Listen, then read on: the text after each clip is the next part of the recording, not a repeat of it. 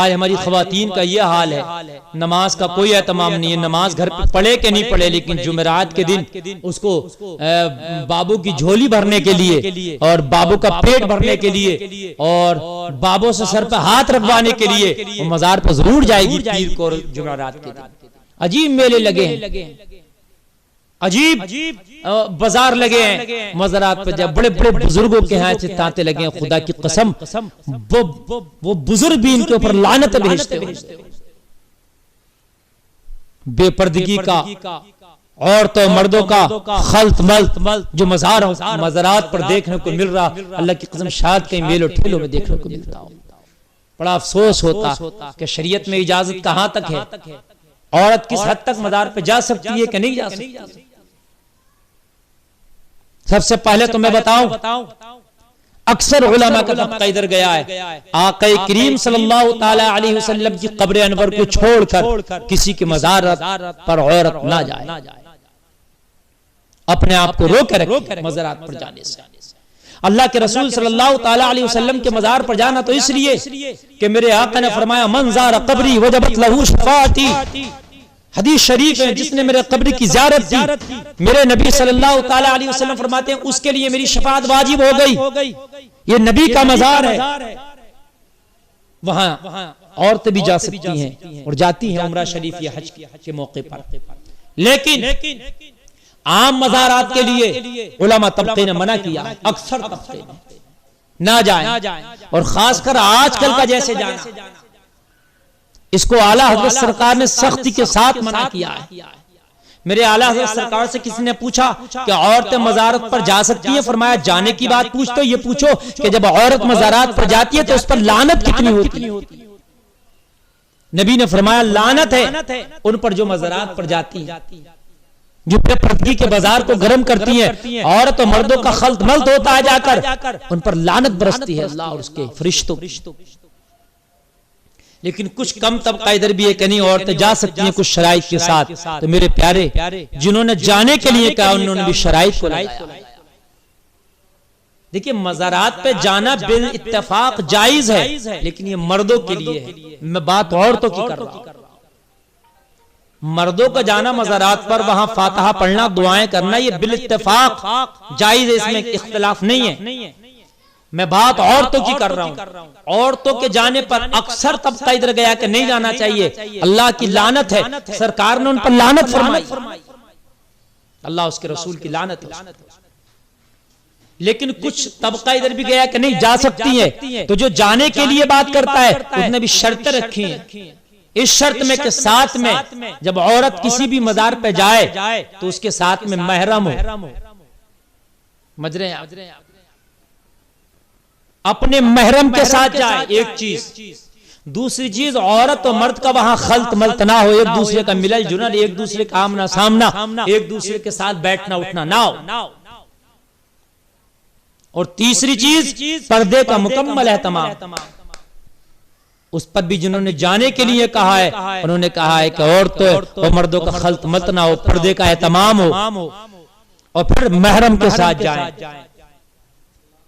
اور پھر بھی جیسے کوئی والدین کی قبر پر اگر جانا چاہتا ہے یہاں تک ان کے لیے، لیکن اس طریقے سے جو آج جایا جاتا ہے اتفاق ہے اس پر سب کا کہ جانا حرام، یہ ہرگز جائز نہیں ہو سکتا۔ مگر نہیں، ہم کہتے ہیں میاں ہم تو ولیوں سے محبت رکھتے ہیں، ہم اولیاء سے محبت رکھتے ہیں۔ قرآن نے کیا کہا اتقوا اللہ کی منزل سے گزر، بعد میں ولیوں کی محبت اپنے دل میں پیدا کر۔ اتقوا اللہ کی منزل سے گزرا، اگر اتقوا اللہ کی منزل سے گزرا ہوتا تو بے پردہ تیرے گھر کی خواتین مزارات پر نہ پڑی ہوتی۔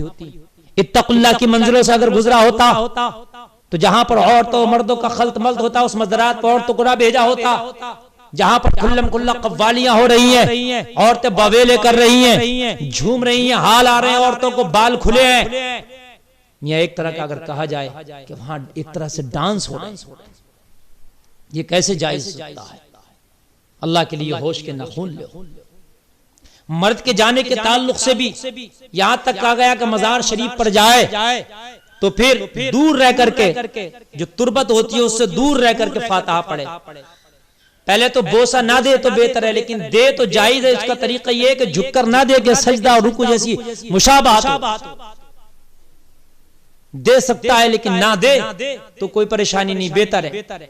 لیکن آج سجدہ بنا بنا کے ہم وہاں بوسے دے رہے ہوتے ہیں، سجدہ کر کر کے سجدے کی حالت بنا بنا کر کے ہم وہاں بوسے دے رہے ہوتے ہیں۔ اشد حرام ہے۔ مسلمانوں ہوش کے ناخون لو، اپنے گھر کی خواتین کو سمجھاؤ، انہیں بتاؤ اگر ایسا کرتی ہیں تو نہ جائیں۔ اپنے گھروں میں رہ کر کے ان بزرگوں کے نام سے، ان بزرگوں کا وسیلہ دے کر کے دعا کرے۔ اللہ سننے والا، اللہ مزار پہ جا کے یہ عورت کی نہیں سنے گا، گھر میں بیٹھ کے بھی اس بزرگ کا وسیلہ دے کر رب کی بارگاہ میں دعا کرے گی تو مولا اس کی دعا کو قبول فرمائے گا۔ اللہ یار، احتیاط کی وجہ سے تو مسجد جانے سے عورتوں کو روکا گیا، تو مزار کا معاملہ، یہ تو نماز کا معاملہ تھا، وہاں سے عورت کو روک دیا گیا۔ ابتدائی اسلام میں تو عورتیں بھی مسجدوں میں جا کر کے نماز پڑھتی تھی، لیکن عورتوں مردوں کا خلط ملط نہ ہو، برائیاں عروج پر نہ ہو، برائیوں کا بازار گرم نہ ہو، اس وجہ سے ان عورتوں کو روکا گیا مساجد میں جانے سے۔ تو پھر مزارات پہ جانے کی ہم کیسے اجازت دے سکتے ہیں اپنے گھر کی خواتین کو؟ بہت سے لوگ، کچھ خواتین یہ کرتی ہیں کہ اپنے گھر میں بزرگوں کی محبت میں چراغ جلاتی ہیں، کوئی طاق وغیرہ ان کا ہوتا ہے۔ تو میں بتا دوں، دیکھیے جو بزرگوں کے نام سے موسوم کر کے ایک ان کی طرف نسبت کر کے، منسوب کر کے، ان کی طرف منسوب کر کے جو چراغ جلایا جاتا ہے، اس چراغ کے جلانے سے کوئی فائدہ نقصان نہیں ہے۔ ایک طرح کا نقصان تو ہے کہ تیل آپ کا خرچ ہوتا ہے، لیکن یہاں پر نہ کوئی عقیدت سمجھ میں آتی ہے اور نہ کوئی فائدہ سمجھ میں آتا۔ بھئی آپ نے چراغ جلایا غوث اعظم کا نام کا اپنے گھر پہ، تو اس چراغ سے غوث اعظم کا کیا تعلق ہے؟ یہ غوث اعظم کو کیا فائدہ یا تجھے کیا فائدہ ہے؟ اس طرح سے اگر کوئی چراغ جلاتے تھے تو اس کو روکیں، بند کر دیں۔ کچھ عورتیں جلاتی ہیں اپنے گھر میں مہینے میں یا جمعرات کا یا پیر کا، وہ تیل ایک خرچ ہوتا ہے، وہ بدخرچی ہے، اس سے نہ کوئی بزرگوں کا فائدہ نہ تمہارا فائدہ۔ ہاں، بزرگوں کے نام کی کسی کو غوث اعظم سے محبت رکھتا ہے تو آپ فاتحہ دلا سکتے ہیں 11ویں شریف میں۔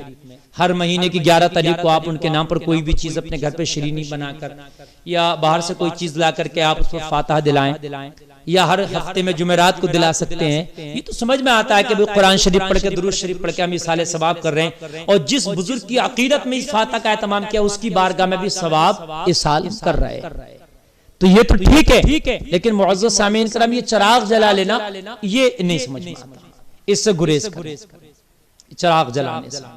ہاں، اس بزرگ کے نام پر اگر اس کی محبت میں کسی آپ جمعرات کے دن کسی غریب کو کھانا کھلا دیتے ہیں، کسی بھوکے کو 2-4 کو کھانا کھلا دیتے ہیں، سمجھ میں آتا اس بزرگ کے نام پر آپ نے کسی غریب کا پیٹ بھرا، اور اللہ کے رسول کھانا کھلانے والوں سے خوش ہوتے ہیں، جنت کی بشارت دیتے ہیں اس کو، یہ بات سمجھ میں آتی ہے۔ آپ غوث اعظم کے نام پر تیل نہ جلا کر کے کسی غریب کی ہانڈی میں وہ تیل پہنچا دیں، اور اس کی ہانڈی میں تک وہ تیل پہنچ جائے، تو یہ چراغ جلانے سے بہتر اس کی غریب کی ہانڈی میں وہ تیرا تیل پہنچ جائے گا تو زیادہ بہتر۔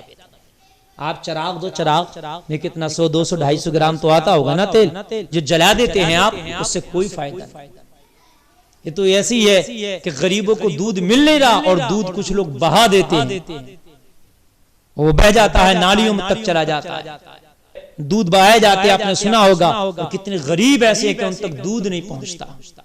تو کم سے کم ہم سبق حاصل کریں نا۔ ہمارا مذہب تو مذہب اسلام، ان الدین عند اللہ الاسلام، وہ مذہب ہے جو اللہ کو سب سے زیادہ پسند ہے۔ اللہ کے نزدیک اگر کوئی مذہب ہے تو وہ مذہب اسلام ہی ہے، اور اللہ کے نزدیک یہ جو مذہب آج مذہب باطل ہے، ان کی کوئی حقیقت نہیں ہے۔